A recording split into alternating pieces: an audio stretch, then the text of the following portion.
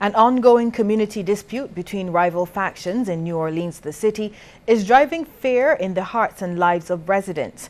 This following the latest shooting incident early this morning, which claimed the life of popular local dance hall artist Irvin Fatman Weeks. Ron Brathwaite reports. This black flag identifies the place in New Orleans where Irvin Fatman Weeks met his untimely death. The popular dub chanter was sitting on this step at Lundy's bar living with friends around 2 this morning when masked gunmen stormed the scene, spraying the air with bullets before fleeing. When it was all done, Fatman lay dead in a pool of blood, while 2 other men scampered away with gunshot injuries. They would later be taken to the Queen Elizabeth Hospital for treatment. One of them was 24-year-old Jermani Matthews, who was shot in his right heel. Sharon Matthews, his mother, declined to speak on camera for fear of safety, but she told CBC about an ongoing feud that is now out of control. I hear this gunshot. I said, oh Lord, no, don't tell me something happened. Then quick, so here he running, mommy, mommy, mommy, I now get shoot. So I went open the door and I see coming with for bleeding. So then I went and so they called the hospital for ambulance, then they called the police. And then when they get out there, somebody tell me the police out there, so I figured I can't find where it was. So when they went out there, then I see the next boat there dead. Then when they get to the hospital, I see another boy that get shot. Andrew Springer, who's the owner of Lundy's bar, was there when it happened. I was back in the road talking to Fatman, and these 3-4 guys walk up, and from the time they get there to start the show, but I guess that they're shooting at someone that was there. I didn't know if they had problems with somebody that was there, because they had a few people I know off there, right? Start the shoot. I come out, I can't get down behind the shop. By the time that I get from behind the shots they done, I hear Fatman telling me call the ambulance that he hurt. By the time I get around here now, my bartender was already calling the ambulance, so I called the police. By the time I get back out here, I say, oh, Fatman blood there pouring on his leg. By the time that the police come and arrive and the doctor arrived, Fatman dead. Fatman's cousin, Corey Oliver, said his death has left the family devastated. Well, you know, I shake and you know, I can't explain it no more.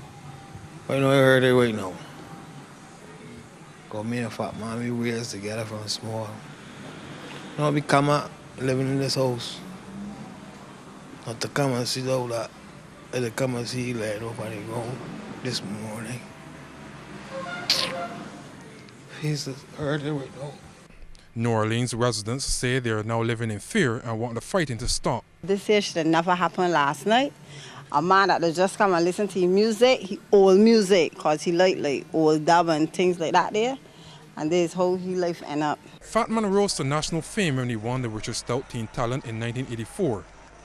He was well known for his chants and collaborations with other local acts, one of them being the popular Rub the Belly on Me.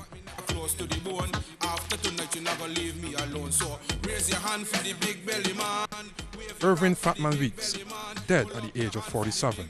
Ron Brathwaite, CBC News. Thanks, Ron. A local entertainer, Richard Stout, says the tragic news of Fatman's death has left him totally shell-shocked. Mr. Stout said he spoke to the dub chanter just yesterday after he was supposed to attend one of the Richard Stout Song Contest preliminary shows at the party stand. But Mr. Stout said this was not to be. It was about 3 a.m. this morning when I received the news. I got a call from Glenn Harvey of New Orleans telling me that Irvin has been shot to death. You know, it was a very big shock for me because I'd spoken to him only a couple of hours before, 2 o'clock in the afternoon, when I was getting ready to go to my semifinals at the party stand. And I said to him, why don't you come down today and see the show, because you're performing next Sunday, you know. And he said, well, you know, I'd rather wait until next Sunday to come down. So I wouldn't make it today, but I'll see you next Sunday. I had no idea that it would be the last time I'd be speaking to Irvin Fatman Weeks. Mr. Stout said amidst all his challenges, Fatman was a giving person who just loved to perform for the community, and it was unfortunate how his life was taken. People have been calling, knowing my association with him. I did a collection for him in 2011, knowing of his plight with his feet and so on. He had steel in his feet. He had a very bad accident. He was diabetic. And, but we had a very close association. Irvin would call me every week just to see how I was doing. I think he was a consummate gentleman, and I'm just totally upset and surprised that he would lose his life in such a tragic way. Minister of Health John Boyce says any issues related to the Queen Elizabeth Hospital's debts to local pharmaceutical companies will be resolved. and he's assuring Barbadians that public health care will not be compromised. Speaking to CBC this morning following newspaper reports that supplies of certain types of medication to the QEH had been halted as a result of outstanding payment, he said health officials have been busy working in partnership to address the issues. We recognize the challenges and we're working with our partners, our medical doctors, our pharmacy suppliers, our nurses and all the other professionals to maintain quality health care for Barbadians. And I'm sure that we will meet our target and we'll be able to, even as I speak, I know that some of these settlements are being made, and we will be able to continue to make sure that essential pharmaceuticals are available in the quantities that would be required to meet the healthcare needs. Minister Boyce praised the work of doctors, nurses and all stakeholders. He says government is committed to ensuring that the highest quality of health care for Barbadians is maintained. These are regular, as I said, the reports from the pharmacy department are regular reports which are done to indicate that if there are any shortages, so our clinical or practitioners can make any alternative arrangements wherever possible. And, this is something that is an ongoing process at the Queen Elizabeth Hospital. And we're all, working towards making sure that we can maintain this service. So I would like, Barbadians to rest assured that we are mindful of all these needs, and we're working with the Ministry of Finance, the hospital itself, and the managers and our doctors to ensure that this quality service is maintained. Well, there is a slight ease at the pump for motorists. Barbadians will now pay less for gasoline and slightly more for diesel and kerosene. With effect from midnight yesterday, the retail price of gasoline decreased from $3.36 to $3.24 per litre, an adjustment of 12 cents. However, the price of diesel and kerosene increased by 5 cents, with diesel now being retailed at $2.85 per litre and kerosene at $1.88 per litre. A government minister believes Barbados' economy would have taken a nosedive if not for the unpopular decisions taken by former Prime Minister Sir Lloyd Erskine Sandiford and his team in the 1990s. We hear more in this report from Kishmar Sengis. This view was expressed by Minister of Industry Donald Innes at the St. James Central Branch meeting. Minister Innes believes it took guts to implement those measures. He says Barbados would have been worse off today. So we gave Arthur and the Barrister Party a good wicket to bat on.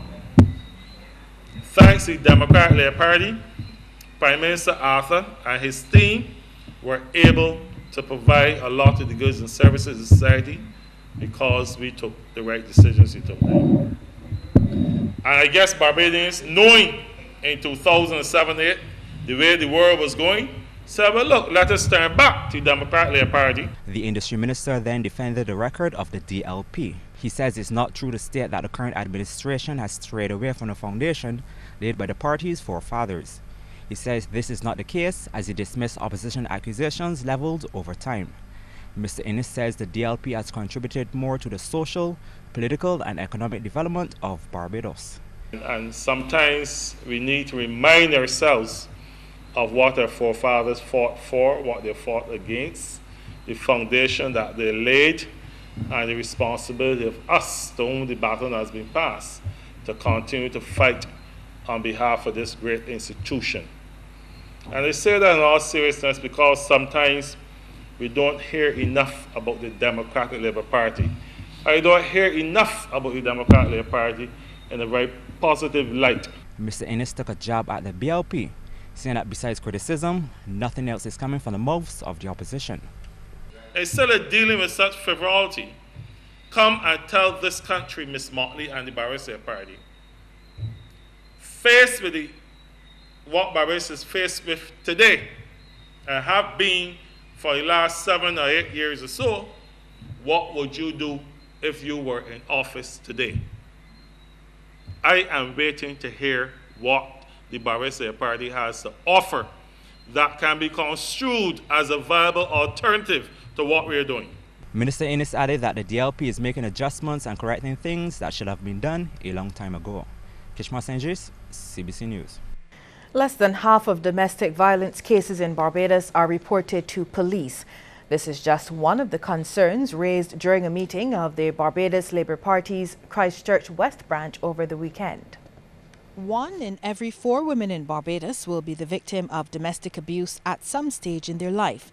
In addition, 30% of households overall experience domestic violence. These are just some of the findings of a 2009 study of domestic violence in Barbados. And these figures, chairman of the SAVE Foundation, Liesl Daisley, told a BLP branch meeting are equal to international figures. But she says the underreporting of this crime is a major problem. Only 30% of cases of domestic violence and 35% of victims stop police investigations. 74% of victims feel that the law does not do enough to prevent domestic violence, and 76% of victims feel that the court's response to domestic violence is not relevant. Community Relations Officer in the Royal Barbados Police Force, Station Sergeant Stephen Griffith, says one of the major challenges police face is prosecuting the perpetrators of domestic violence. Recently, about 2 years ago, I intervened in a matter where the police responded at my call to a domestic matter, and the man was charged the night, and the case was withdrawn at 9 o'clock the next morning, without any evidence at all being heard. Many of the challenges is that it is difficult to tell a woman when to leave a relationship. Meantime, attorney at law Wilfred Abrams wants promised domestic violence legislation to be enacted. We keep hearing about the new legislation. Where is it? We heard it was coming just now. Where is it? How long is it going to take? What does a draft look like? What stage are you at? Do you need help? Mr. Abrams also wants the powers of magistrates to be expanded under the current legislation to take into account domestic violence in relationships where partners do not live together.